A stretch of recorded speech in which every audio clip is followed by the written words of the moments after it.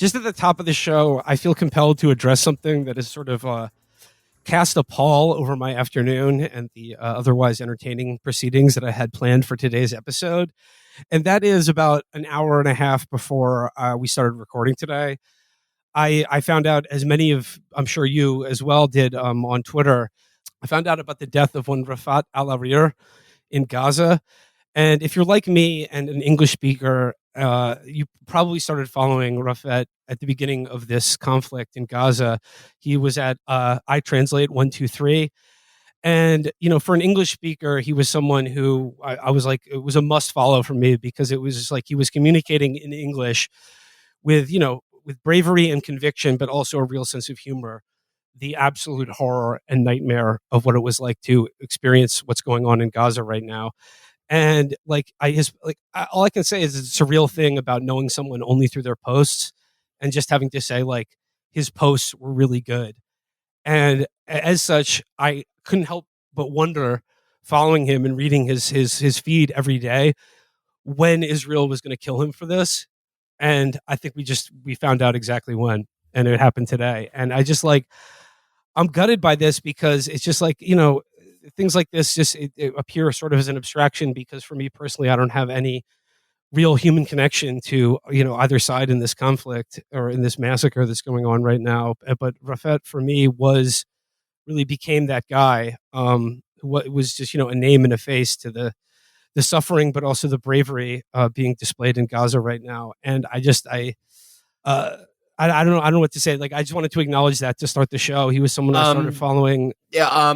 If people want to read something that Rifat wrote in his lifetime, he was an amazing author.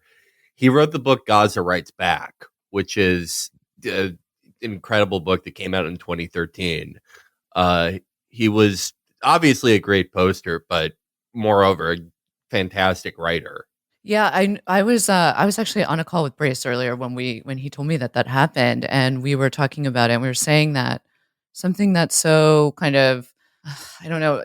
I mean, of the many disturbing things about what's happening right now, and this is very low on the list, but one of the things is that I think, unlike in other conflicts where social media has played a massive role in both like disseminating and kind of acting as an in-between for information on whatever side of the conflict, that this is the first time I think that people are really like following specific people who are there. Like, even if you think about with Ukraine, it was like a lot of the posters or people posting news were either in like Kiev or Lvov or like, Virginia, or, in the case of Syria, we weren't really there yet. And these are, in the case of Gaza, like so many people who are not combatants, who are people who are writers, who are poets, who are parents, who are kids, who are just trying to get people to fucking pay attention to what's going on.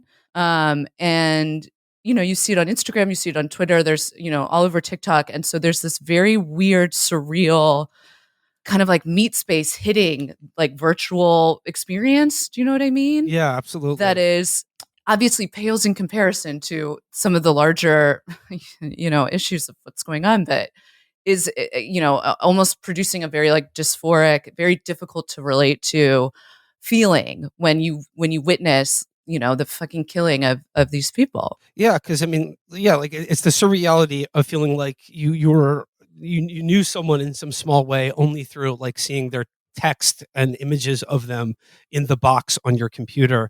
Yeah. And I would like to reiterate, it was really his totally undaunted sense of humor that really connected me with his posts and just like his point of view. It was an undaunted sense of humor in the face of just like his own impending death, which was pretty clear he was considering in the past couple of weeks. And I just, for whatever it's worth, as someone who can literally only witness this horror happen and can't do anything to stop it, his voice did reach me. It did affect me in my life in some small way. And I just, his name and face and voice will be one that I remember as I posted about this, out of the tens of thousands that have been snuffed out and will continue to be snuffed out in this fucking massacre. And I will just note that his last tweet before being killed was the following: "The Democratic Party and Biden are responsible for the Gaza genocide perpetrated by Israel." So I will hold fast to that truth And just, like I'll hold fast to the truth of that statement in just as long as I'm still alive. And just if I'm, like I said, like it's the scope of this evil is getting really almost impossible to consider or talk about. And I'm sorry to open the show in such a terrible way, but like I do feel like we haven't talked about it for like in a little bit, and I think what we're seeing now is like coming out of the ceasefire week and the hostage exchange, which was a huge disaster for Israel and Mhm. deeply hated among their own population. I think we've seen the resumption of the killing, which is, if not in scope, then in intensity, has surpassed the worst atrocities of the 21st century.